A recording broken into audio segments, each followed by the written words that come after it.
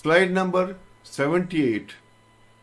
This is about the triads, chords, the formation, and how to know the inversions and apply them.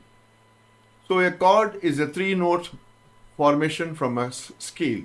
As we discussed the scale in our previous slides, so you know how to make a scale. First, let us take the example of a C scale.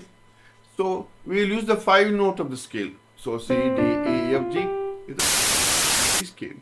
So root is C, you get the third note, E, you get the fifth note, G. So 1, 2, 3, 4, 5. So when you play all at a time, that's called the chord of C, also called the triad. Now C is this root because C is the scale.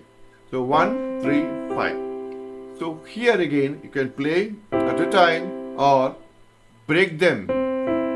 I broke them and play successively to the right, moving to the right.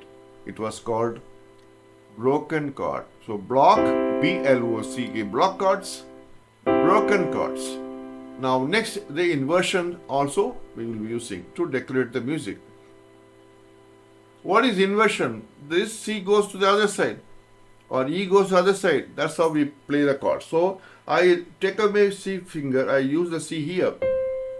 So the C from here went to the other side. So E becomes a root.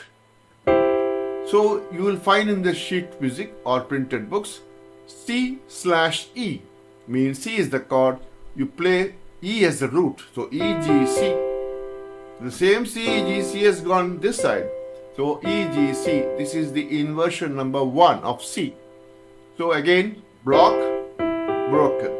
Now again I can move the E to the other side. Then this becomes your inversion number 2 of the C.